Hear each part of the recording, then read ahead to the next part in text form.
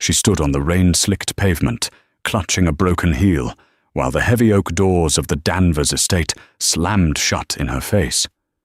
Inside, the sound of crystal glasses clinking and laughter erupted, laughter at her expense. Her husband, the man she had promised to love forever, had just dragged her out of his own anniversary gala, calling her a worthless embarrassment in front of the city's elite. He thought he had discarded a piece of trash. He didn't know he had just declared war on the sole heiress to the Rutherford Empire. Tonight, Phillips Danvers didn't just lose a wife. He invited a hurricane to his doorstep. The chandeliers inside the grand ballroom of the Plaza Hotel in New York City didn't just sparkle. They judged. Or at least, that was how Maya felt, as she stood near the periphery of the room, clutching a glass of lukewarm tap water she had managed to get from a passing waiter who looked at her with more pity than respect. Maya smoothed the fabric of her dress. It was a simple navy blue A-line she had bought off the rack at Macy's 3 years ago. It was clean, modest, and fit her well, but in a room filled with custom, Versace, vintage Chanel, and diamonds that cost more than a suburban house, Maya looked exactly like what her mother-in-law, Beatrice Danvers, called her. The help. "Stop fidgeting. You look nervous and it makes you look guilty," a sharp voice hissed near her ear. Maya flinched and turned to see Beatrice looming over her. The matriarch of the Danvers family was draped in emerald silk that clashed violently with her permanent scowl. "I'm just waiting for Phillips, Beatrice," Maya said softly, keeping her eyes lowered. "He said he needed me to meet the investors from the Kensington Group." Beatrice let out a dry, rattling laugh. "Oh, you poor, delusional girl. Phillips doesn't need you to meet the Kensington partners. He needs you to stay invisible so he can charm them. Do you really think he wants a penniless orphan with no pedigree standing next to him while he closes the deal of the century?" Maya bit her lip, tasting iron. "I'm his wife." "You are a mistake," Beatrice corrected, sipping her champagne. "A college fling that went on too long. Look at him, Maya. That is where he belongs." Maya looked across the room. Under the golden glow of the center dome, Phillips Danvers held court. He was undeniably handsome, with the kind of sharp jawline and perfectly coiffed sandy hair that graced the covers of Forbes and GQ. He was laughing at something a tall, stunning blonde woman was whispering in his ear. The woman was Tiffany St. Clair, daughter of a senator, wealthy, connected, and wearing a backless red dress that screamed, "Future wife." Maya felt a familiar ache in her chest. For 2 years she had tried. She had cooked Phillips's favorite meals, ironed his shirts when the maid was sick, and tolerated Beatrice's endless insults about Maya's unknown parents and lack of dowry. She had believed Phillips when he said he loved her simplicity, her grounding presence. But lately, grounding had turned into boring, and simplicity had turned into embarrassing. "Go find a corner and stay there," Beatrice commanded, turning on her heel. "And for heaven's sake, put that water down. It looks like you're begging for scraps." Maya placed the glass on a passing tray and folded her arms, trying to make herself smaller.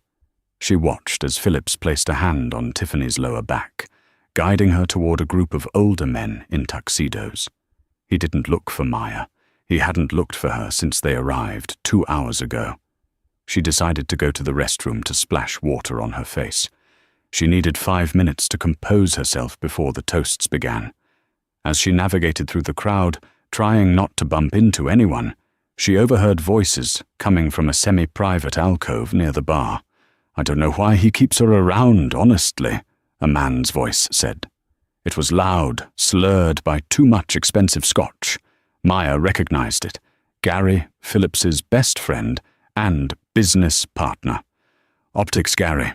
Optics," Phillips's voice replied. Maya froze. She stood behind a large potted fern, her heart hammering against her ribs. What optics?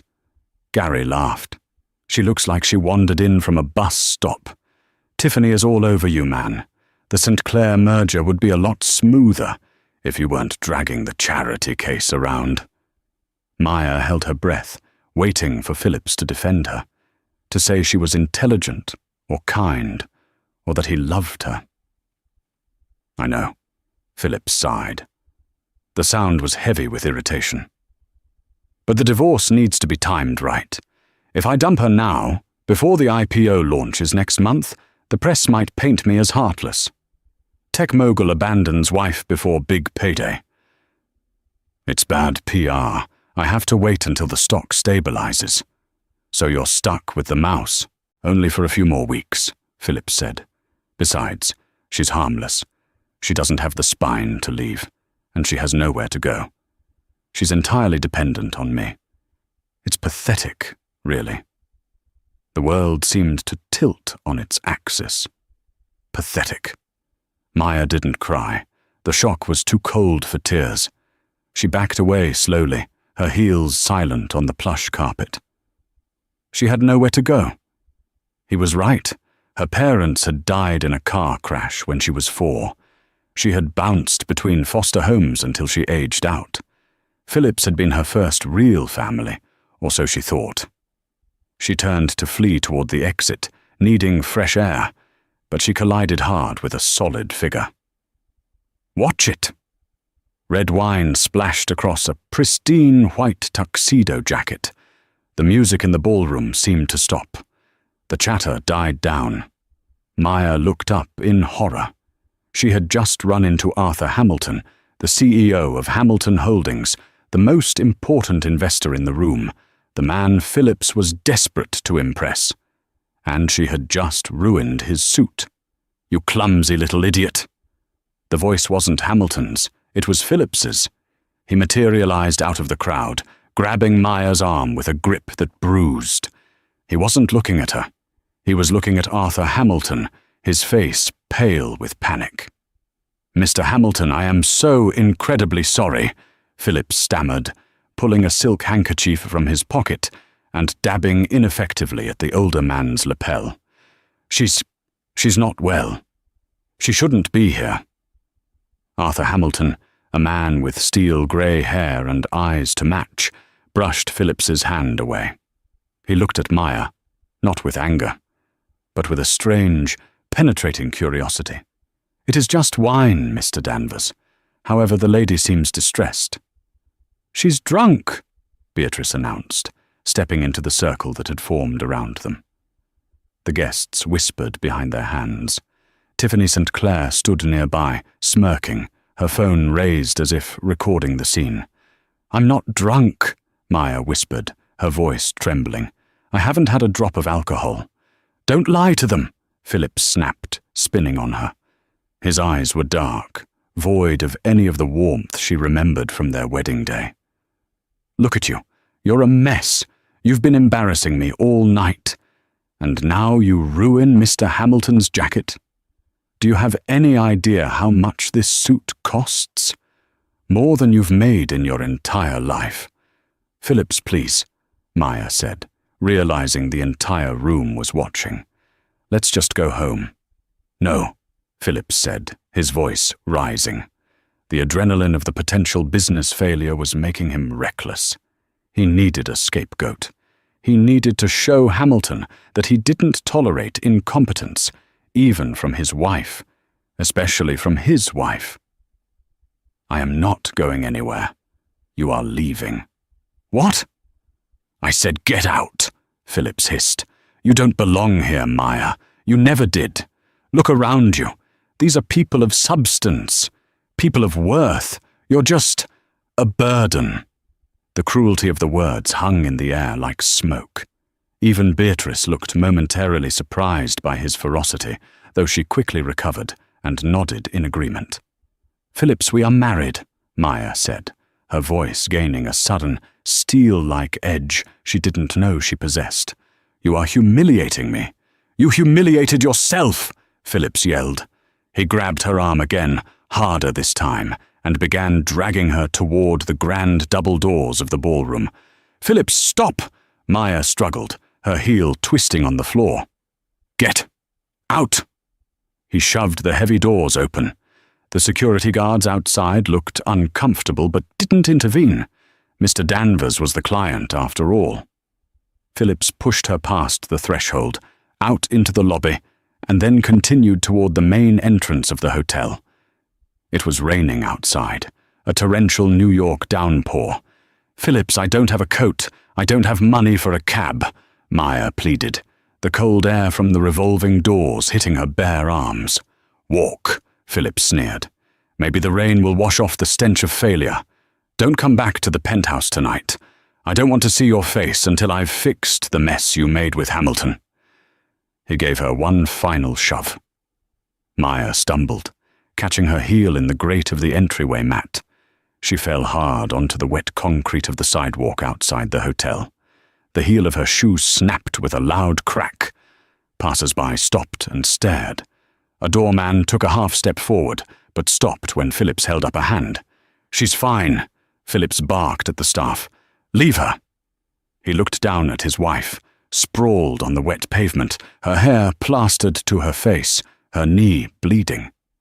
"You're pathetic, Maya," he said, repeating the words from the alcove. "Do us both a favor and disappear." He turned his back on her and walked back into the warmth of the plaza, dusting off his hands as if he had just taken out the garbage. Maya sat there for a moment, the rain soaking through her thin dress, chilling her to the bone. The physical pain in her knee was nothing compared to the hollow cavern in her chest. She watched the golden revolving door spin, sealing him inside with the champagne and the laughter. She slowly unbuckled her broken shoe and threw it into the gutter. She stood up, barefoot on the cold New York sidewalk. She reached into her small clutch. Phillips thought she had nothing. He thought she was just Maya, the orphan from Ohio. She pulled out a small, worn piece of paper she had kept hidden in the lining of her purse for 20 years. It was a phone number, a number her mother had given her just before the crash, whispering, "If you are ever truly alone, if you have no one left, call this number. Tell them who you are." Maya had never called it. She had been too afraid, too proud, and then she had found Phillips. She thought she didn't need it. She dialed the number with shaking fingers. It rang once, twice. Rutherford Residence, private line. A stiff British voice answered. "I—" Maya's voice cracked. She cleared her throat and looked up at the Plaza Hotel, her eyes hardening. "I need to speak to Harold Rutherford." "Mr. Rutherford does not take unsolicited calls. Who is this?" "Tell him." Maya took a deep breath, the rain mingling with the tears on her face. "Tell him it's Maya. Maya Antoinette Rutherford. Tell him his granddaughter has finally come home." There was a silence on the other end, so profound it felt like the line had gone dead. Then a sharp intake of breath. "Miss Maya? Good heavens, hold the line. Do not hang up. I am transferring you to the master immediately." 30 seconds later, a deep, gravelly voice thundered through the phone. It sounded like old mountains and iron. "Maya? Grandfather," she whispered. "I need you. Where are you?" The voice was commanding, terrifying and fiercely protective. "The plaza, outside. He threw me out." "Who did?" The tone dropped an octave. It was the voice of a man who could buy and sell countries. "My husband. Phillips Danvers." A pause. Then a sound that chilled her blood and warmed her heart simultaneously. "Stay right there, child. Do not move. I am in the city. I was coming to inspect the Hamilton deal personally. It seems I have a new priority." "Grandfather, I look like a mess. I have no shoes." "It doesn't matter," Harold Rutherford growled. "In 20 minutes, you will be the most powerful woman in that building, and Phillips Danvers, he will wish he had never been born. Maya lowered the phone. A sleek black limousine with flags on the hood turned the corner, followed by two massive SUVs. They weren't just cars, they were a cavalcade. The lead car screeched to a halt in front of her. The back door flew open before the car even fully stopped. An old man with a silver cane and a coat that cost more than Phillips's entire company stepped out into the rain, ignoring the umbrella his driver held out. He looked at Maya, really looked at her, and his hard, lined face crumbled into pure grief and love. "My girl," he choked out, pulling her into a crushing hug. "My poor, lost girl." Maya buried her face in his cashmere coat and finally let herself weep. "I've got you," Harold whispered into her hair, his eyes glaring at the plaza's entrance with the fury of a vengeful god. "Dry your tears, Maya. Tonight we don't cry. Tonight we take everything." The interior of the limousine was quiet, save for the hum of the engine and the rhythmic drumming of a rain against the bulletproof glass. It smelled of aged leather and expensive scotch, a scent that usually made Maya anxious, reminding her of Phillips's drinking. But here, mixed with the faint aroma of cigar smoke and peppermint, it felt safe.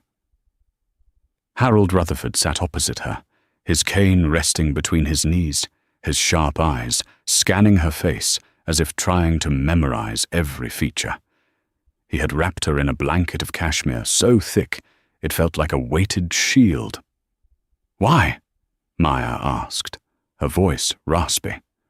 She gripped a crystal tumbler of water Harold's assistant, a stoic man named Giles, had poured for her. "Why now? Why did you never come for me?" Harold's expression darkened, a shadow passing over his face that looked like a thunderhead. "Your father, my son, was a stubborn man. He wanted a simple life. He rejected the Rutherford legacy. When he married your mother, they cut ties. They wanted to raise you away from the vultures, as he called them." He leaned forward, his voice dropping to a whisper. "When the accident happened, I was in Tokyo. By the time I returned, you were gone. The system had swallowed you. The records were sealed, names were changed. I have spent 20 years turning over every stone on this earth to find you. I hired private armies. I bribed officials. And all this time, you were right here, hiding in plain sight, married to that insect."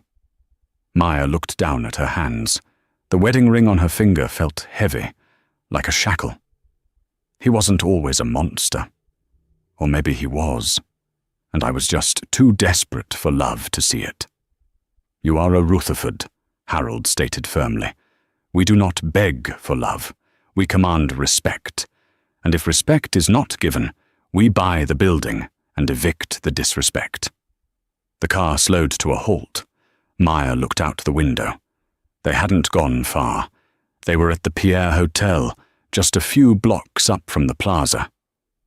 "Why are we here?" "Because you need armor," Harold said. He tapped the partition. "Giles, is the team ready?" "Waiting in the presidential suite, sir," Giles replied from the front seat.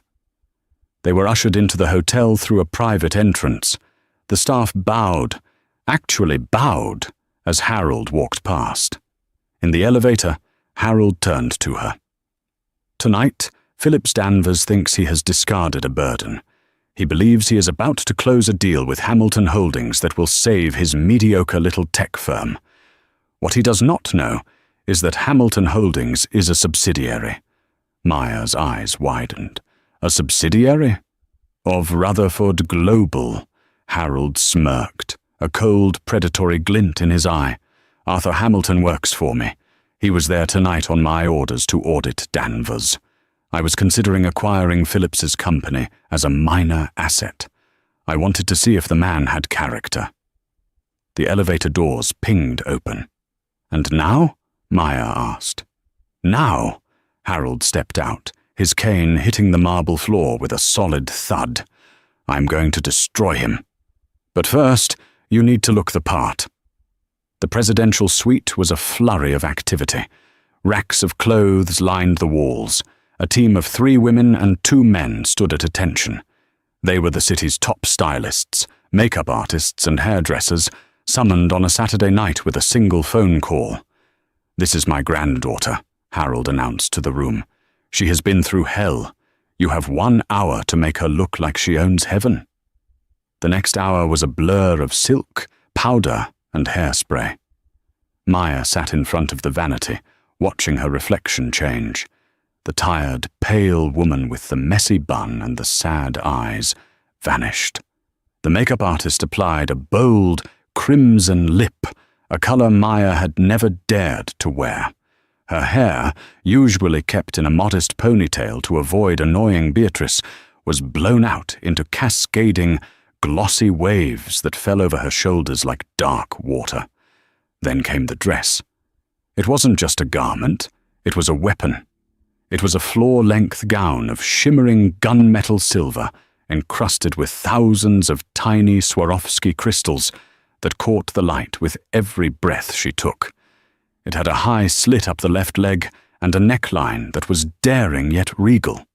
It hugged her curves, showing a silhouette she had hidden under baggy sweaters for years. "Shoes," the stylist commanded. A pair of Christian Louboutin heels, encrusted with matching crystals, were placed on her feet. They were 4 inches high. I can't walk in these," Maya stammered. "My knee." "You will walk," Harold said from the doorway. He was holding a velvet box. "Pain is temporary. Glory is forever. Stand up, Maya." She stood. The shoes hurt, but the height gave her a strange surge of power. She was taller. She felt formidable. Harold walked over and opened the velvet box. Inside lay a necklace that made the stylists gasp.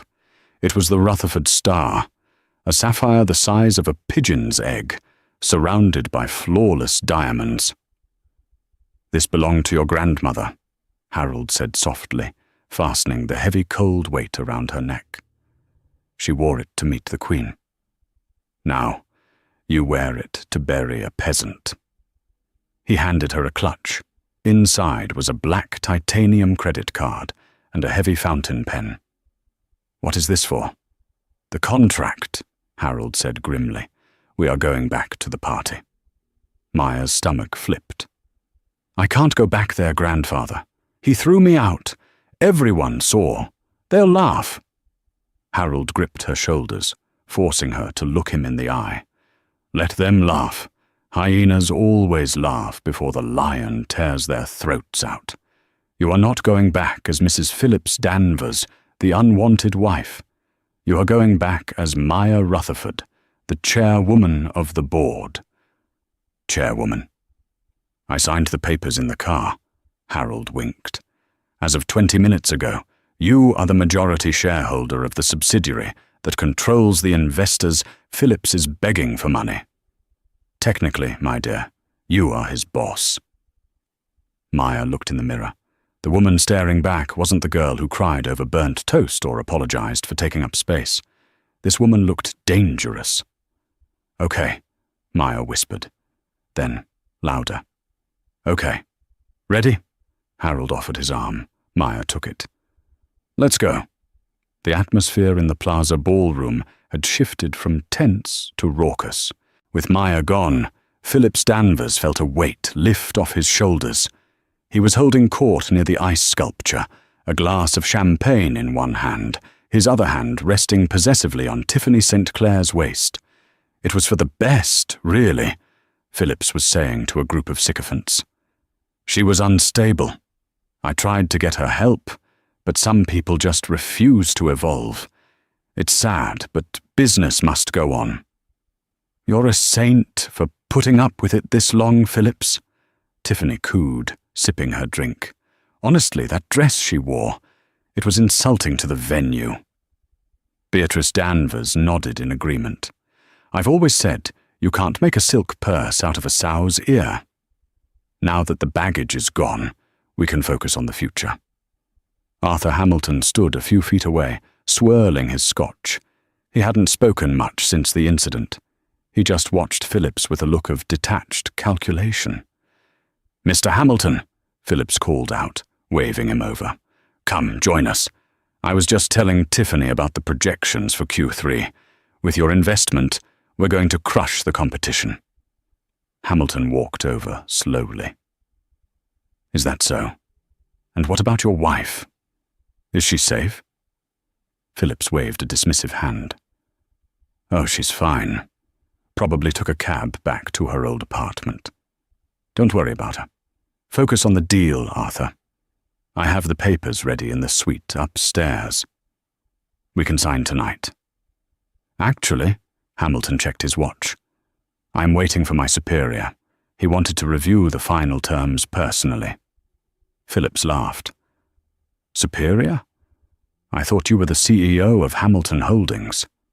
"I am," Hamilton said dryly, "but I answer to the board and the chairman of the parent company." "Well, bring him in." Phillips grinned, drunk on adrenaline and expensive wine. "I'll charm him just like I charmed you." At that moment, the double doors of the ballroom didn't just open, they swung wide with a force that commanded attention. But it wasn't the hotel staff. 4 large men in dark suits with earpieces, private security, marched in first, creating a phalanx. They pushed the crowd back gently but firmly, clearing a wide path through the center of the room. The chatter died down instantly. The band trailed off, the saxophonist lowering his instrument in confusion. "What is this?" Beatrice snapped. "Who dares interrupt?" Then Harold Rutherford stepped through the doors. A collective gasp went through the older generation in the room. They recognized him instantly. The Lion of Wall Street. The man who owned half the shipping lanes in the Atlantic. He was a myth, a recluse, a titan. But he wasn't alone. On his arm was a vision in silver and diamonds. Philip squinted, the alcohol making his vision slightly blurry. He saw the dress first, the way it shimmered like liquid moonlight. He saw the hair, voluminous and rich. He saw the necklace, a sapphire so large it looked fake, though he knew instinctively it wasn't. He didn't recognize her. Not at first. He thought she was a supermodel, or perhaps grand royalty visiting from Europe. The woman walked with a gait that was smooth, predatory, and confident. Her chin was held high, her eyes scanning the room with a cold indifference that sent shivers down spines. She walked past the table where the friend, Gary, sat.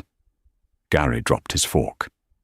She walked past the security guards who had watched her get thrown out. They looked down at their shoes. Harold and the woman stopped in the direct center of the room, right under the great chandelier. Arthur Hamilton immediately set down his glass and walked over to them, bowing his head slightly. "Sir. Ma'am." Phillips, sensing an opportunity to network with the legendary Harold Rutherford, disentangled himself from Tiffany and straightened his tie. He hurried over, putting on his best winning smile. "Mr. Rutherford," Phillips exclaimed, extending a hand. "What an honor. I had no idea you were in New York. I'm Phillips Danvers. I believe you know my associate, Mr. Hamilton." Harold didn't take the hand. He looked at Phillips's outstretched palm as if it were covered in slime. "I know who you are, Mr. Danvers," Harold rumbled. His voice carried through the silent room without a microphone. "And I believe you know the chairwoman of the board." Phillips looked confused. He looked at the beautiful woman on Harold's arm. She turned her head slowly, locking eyes with him. The recognition hit him like a physical blow to the gut. The eyes. They were the same honey-brown eyes he had looked into that morning. But the warmth was gone. The love was gone. All that remained was ice. Maya," Phillips stuttered. The name fell out of his mouth like a broken tooth. A ripple of shock went through the room. People gasped. Tiffany St. Clair covered her mouth. Beatrice dropped her champagne flute. It shattered on the floor, but no one looked at the glass. Maya smiled. It was a terrifying smile. Sharp. "Hello, Phillips," she said. Her voice was smooth, cultured, stripped of the nervous tremble he was used to. "You seem surprised. Did you not expect me to return?" Phillips looked at her, then at the older man, then back to her. His brain couldn't compute the data. The woman in the Macy's dress was gone. This woman was worth billions. "But I threw you out." "You did," Maya nodded, stepping closer to him. She towered over him in her heels. "You threw out your wife, but you just invited in your new boss." "Boss?" Phillips laughed nervously, looking around for support. "What is this joke? Maya, you're making a scene. Where did you get those clothes? Did you steal them?" Beatrice marched forward, her face red. "Take that off, you thief! Security! Arrest her!" "Silence!" Harold roared. The sound echoed off the vaulted ceiling. "One more word from you, you harpy, and I will buy the bank that holds the mortgage on your house and foreclose on it by morning." Beatrice froze, her mouth open. Harold turned to the crowd. "Ladies and gentlemen, you all stood by and watched as this man," he pointed a gloved finger at Phillips, "humiliated a woman of grace and dignity. You laughed. You sneered." He put an arm around Maya. "Allow me to introduce you properly. This is not just Maya.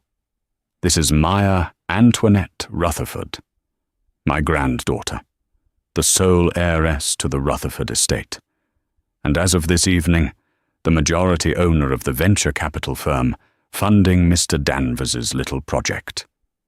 Phillips went pale. "No, that's impossible. She's an orphan. She has nothing." "She has everything," Harold corrected. "And you, Mr. Danvers, have a problem." Maya stepped forward, closing the distance between herself and her husband. She reached into a crystal clutch and pulled out the heavy fountain pen and a folded document Arthur Hamilton handed to her. "The contract with Hamilton Holdings," Maya said, holding up the paper Phillips had been desperate to sign. "You wanted this investment to save your company from bankruptcy, didn't you, Phillips? You over-leveraged on the tech expansion. You're broke without this money." "Maya, listen," Phillips began, sweat beading on his forehead. He reached for her arm, his tone shifting instantly from arrogance to desperation. "Baby, we can talk about this. I was stressed. The pressure, you know how I get. I love you. We can fix this." Maya laughed. It was a genuine laugh, but it lacked humor. "You love me? An hour ago I was pathetic. An hour ago I was a burden." She held the contract over the flame of a nearby candle on a serving table. "Maya, no!" Philip screamed, lunging forward. 2 security guards stepped in his way, blocking him like a brick wall. Maya watched the corner of the paper catch fire. The flame danced, consuming the ink, consuming Phillips's future. She held it until the heat nipped at her fingers, then dropped the burning ash onto the floor, crushing it with her diamond-encrusted heel. "The deal is dead, Phillips," Maya said coldly. "And so is the marriage." Phillips fell to his knees, staring at the ash. "You can't do this. I built this company." "And you built your own grave," Maya replied. She turned to the crowd, her voice projecting to the back of the room. "Please enjoy the champagne. It's on me. But Mr. Danvers and his mother are leaving." She pointed to the doors. "Security," Maya commanded, using the same tone Phillips had used on her. "Get them out." The fallout from the Plaza Gala was immediate and nuclear. By Monday morning, the photos of Maya, resplendent in silver and diamonds, burning the contract, were on the front page of every tabloid in New York. The headlines ranged from "The Cinderella Revenge" to "The Billionaire Heiress Who Fooled Wall Street." Phillips Danvers, however, was not a man to go down without scratching and biting. Cut off from the Rutherford capital and blacklisted by every major bank in the city, Phillips retreated to the only weapon he had left: public opinion. He hired a sleazy crisis PR firm and booked an exclusive interview with a popular morning talk show. Maya sat in the drawing room of her grandfather's Upper East Side penthouse, watching the large 8K television screen. Harold sat nearby, reading the Wall Street Journal with a look of bored disgust. On the screen, Phillips sat opposite the interviewer, looking haggard, unshaven, and deliberately pathetic. He squeezed out a fake tear. "I didn't know," Phillips sobbed to the camera. "She lied to me for 2 years. She pretended to be poor.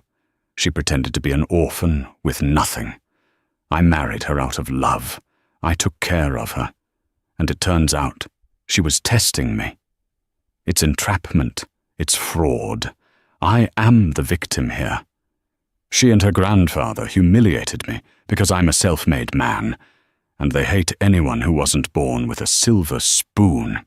The interviewer nodded sympathetically. "So, you're saying you're going to fight this?" "Absolutely," Phillips said, his voice hardening. "I am suing for divorce on the grounds of fraud, and I am entitled to half of her marital assets. If she was a billionaire while we were married, then half of that money belongs to me." Maya turned off the TV. "He is delusional," she said quietly. "He is desperate," Harold corrected, folding his newspaper. "He is trying to use the court of public opinion to force a settlement. He thinks we will pay him off just to make him go away." "Will we?" Harold laughed, a dry, barking sound. "I would rather burn my money in a bonfire than give that leech a single cent. However, he does have one dangerous ally left." "Tiffany St. Clair," Maya guessed. "Her father," Harold said. "Senator St. Clair. He sits on the regulatory committee that oversees my shipping interests. Phillips is hoping the senator will pressure me." Just then, the intercom buzzed. Giles, the head of security, spoke. "Sir, Mrs. Beatrice Danvers is at the concierge desk downstairs. She claims it is a family emergency and refuses to leave." Harold reached for the button to deny her, but Maya stopped his hand. "Let her up," Maya said, her eyes cold. "I want to hear this." 5 minutes later, Beatrice was escorted into the room. She looked nothing like the imperious woman at the gala. Her Chanel suit was wrinkled, and her face was blotchy. She didn't look at Harold. She marched straight to Maya. "You ungrateful little witch," Beatrice screeched, though her voice shook. "Do you have any idea what you've done? The bank froze our personal accounts this morning. They're repossessing Phillips's Porsche. We can't even pay the staff." "Good," Maya said, taking a sip of tea. "Maybe you can learn to iron your own shirts. I did it for 2 years. Beatrice fell onto the sofa, changing tactics instantly. She began to weep. "Maya, please. We're family. I know I was hard on you, but it was only because I wanted you to be better. I wanted you to be a good wife for Phillips. We took you in when you had no one. Doesn't that count for anything?" Maya set her cup down with a sharp clink. "You didn't take me in, Beatrice. You used me as free labor. You made me sleep in the guest room when guests came over so they wouldn't see me. You told everyone I was the maid's daughter." I was stressed," Beatrice stammered. "Look, just talk to Phillips. Call off the lawyers. Give him a small settlement. Maybe 10 million? Just enough to start over. He's your husband. He loves you." Maya stood up and walked to a side table. She picked up a manila envelope that Harold's private investigators had delivered that morning. "He loves me?" Maya opened the envelope and tossed a stack of photos onto the coffee table in front of Beatrice. They were high-resolution images taken over the last 6 months. Phillips and Tiffany entering a hotel. Phillips and Tiffany looking at engagement rings. Phillips texting Gary about how he couldn't wait to dump the stray dog. Beatrice stared at the photos, her face draining of color. "He was planning to serve me divorce papers next week," Maya said. "He was going to throw me out on the street with nothing. I just beat him to the punch." Maya leaned down, her face inches from her mother-in-law's. "Get out of my house, Beatrice, and tell your son that if he continues with this lawsuit, I won't just take his money. I will release the audio recordings from the night of the gala where he admitted to fraud regarding his company's IPO numbers to Gary." Beatrice gasped. You have that?" "I have everything," Maya lied smoothly. She didn't have the audio, but Beatrice didn't know that. Beatrice scrambled up, clutching her purse, and fled the apartment, as if the devil himself were chasing her. Harold smiled proudly. "You're learning." "I had a good teacher," Maya replied. "Now let's deal with the senator." The divorce deposition was scheduled to take place at the sleek, glass-walled offices of Caldwell, Sterling and Moore, the most expensive law firm in the city. Phillips arrived with a swagger he didn't feel. He was flanked by a cheap lawyer he had found on a billboard, a man named Saul, who wore a suit that was 2 sizes too big. On the other side of the massive conference table sat Maya. She wore a white power suit, tailored to perfection. Next to her was not a lawyer, but 3 of them, and behind them sat Harold Rutherford. "Let's make this quick," Phillips sneered, trying to intimidate her. "I want 50 million, cash, and a public apology for the defamation, or else Senator St. Clair is going to launch an investigation into Rutherford Global's offshore accounts." Maya didn't blink. She slid a single sheet of paper across the table. "What is this?" Phillips asked. "It's a press release," Maya said calmly. "It's going out in 10 minutes. Phillips read the headline, and his swagger evaporated. "Senator St. Clair announces resignation amidst ethics scandal." "What?" Phillips looked up, panic setting in. This isn't real." "It is," Harold spoke up from the back of the room. "You see, Phillips, when you threaten a shark, you better make sure your boat doesn't have holes in it. We did a little digging into the senator's finances. It turns out he was accepting bribes from a construction firm. We gave him a choice: resign and retire quietly, or go to prison." Harold checked his Rolex. He chose retirement, and as a parting gift, he gave us a statement regarding his daughter's relationship with you. Maya pressed a button on the remote control on the table. A video screen on the wall flickered to life. It was Tiffany St. Clair. She was sitting in a well-lit room, looking perfect and completely unbothered. "My relationship with Phillips Danvers was strictly professional," Tiffany said to the camera, lying through her teeth with the skill of a politician's daughter. "I had no idea he was married. He told me he was a widower. As soon as I found out the truth at the gala, I cut all ties. I am a victim of his manipulation, just like everyone else." The screen went black. Philip stared at the black void. His jaw worked, but no sound came out. His ace in the hole, his future wife, his political connection, gone. She had thrown him under the bus to save her own reputation. "She's lying!"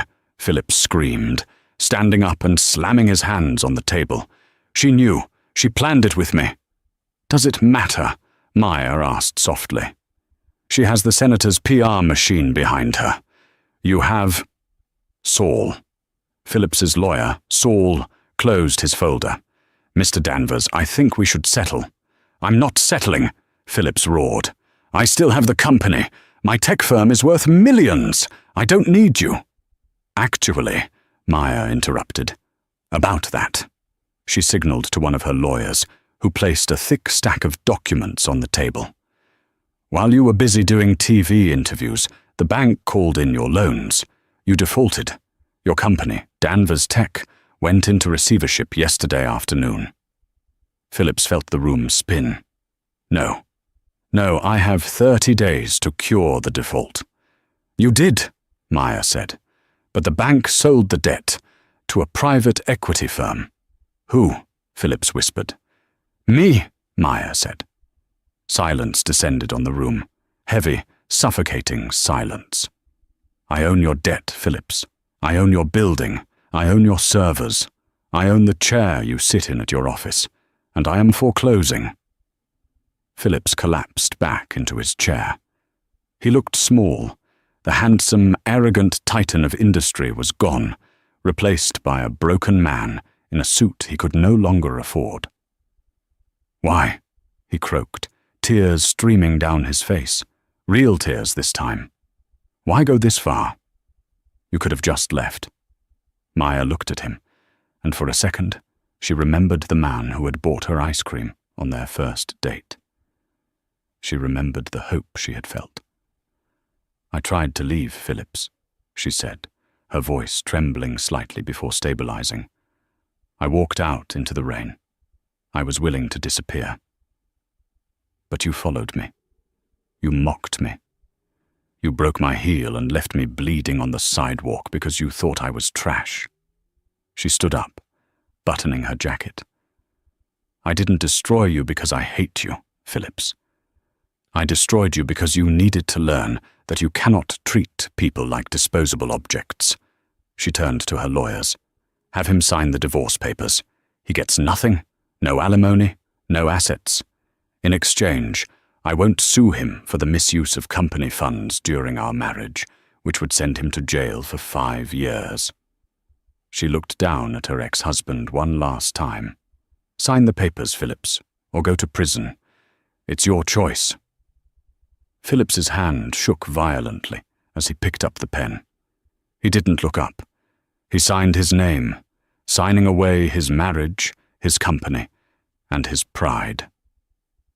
Maya didn't wait to watch. She turned and walked out of the glass office, Harold Rutherford right beside her.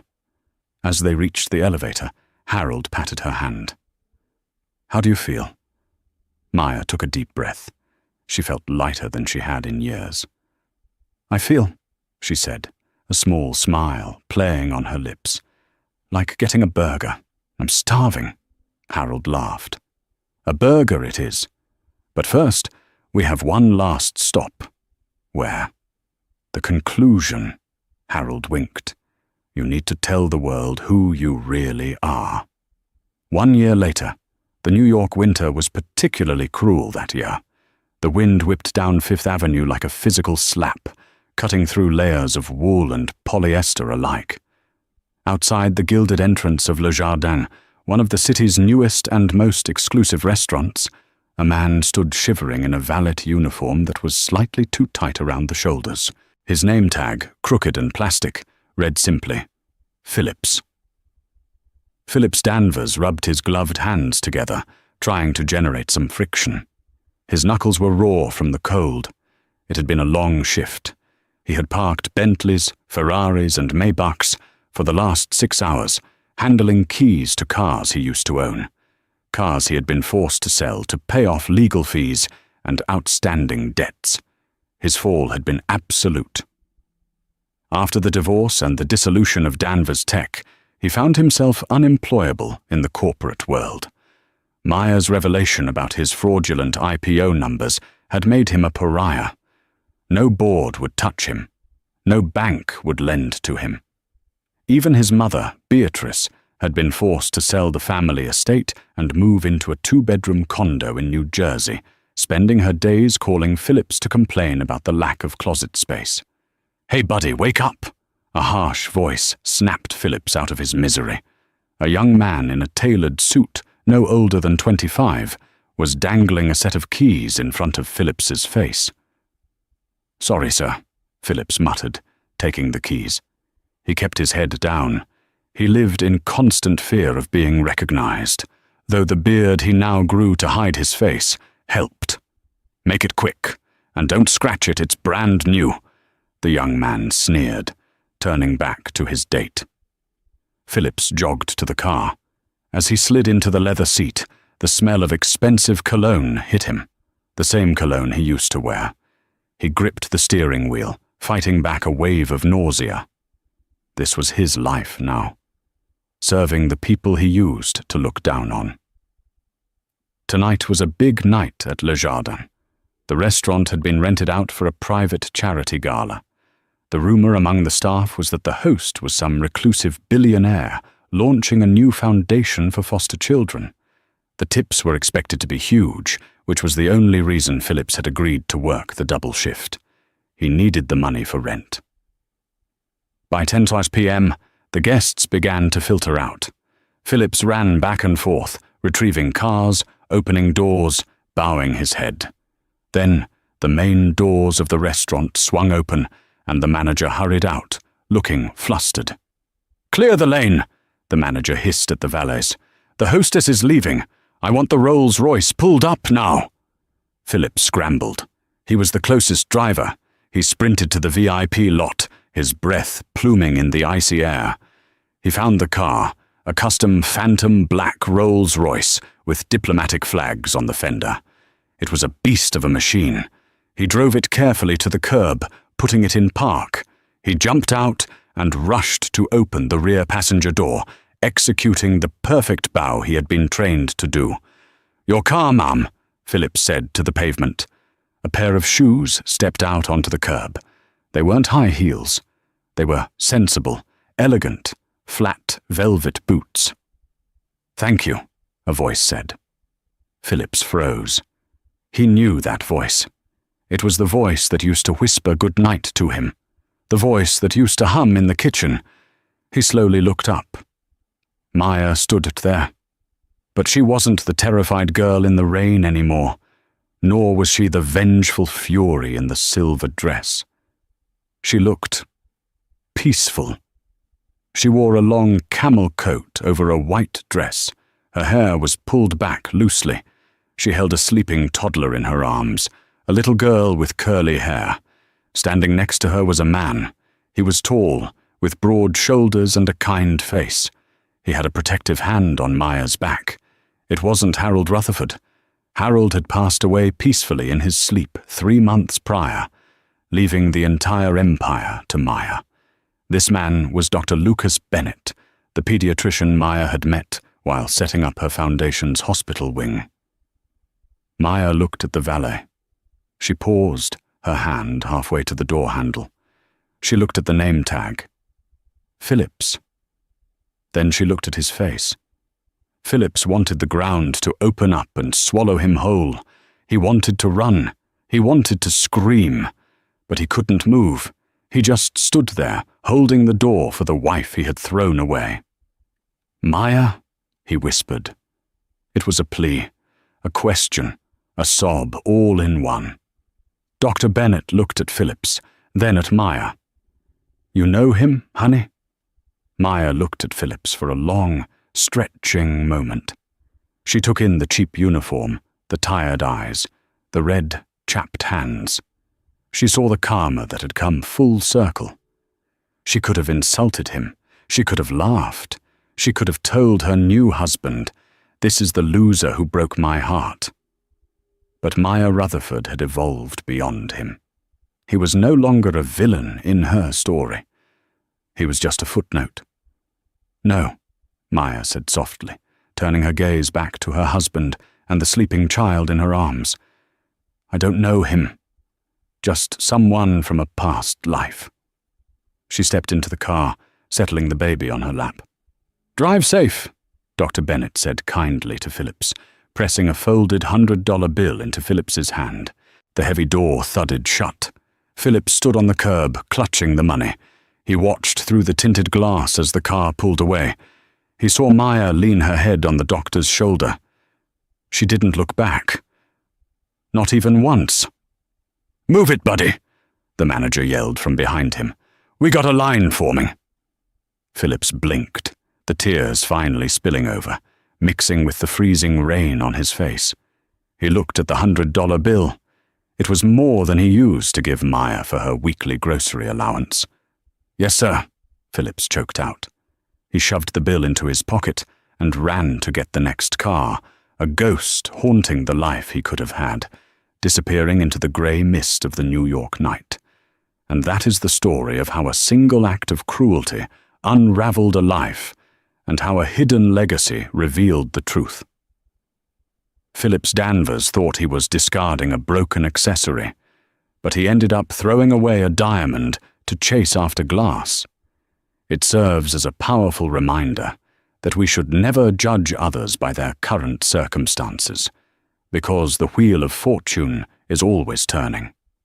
The person you mistreat today could be the person holding the keys to your future tomorrow.